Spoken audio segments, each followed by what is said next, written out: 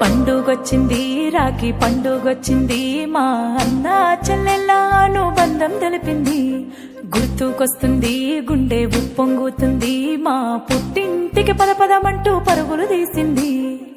ఆశలకే రెక్కాలొచ్చి ఎగరాలంటూ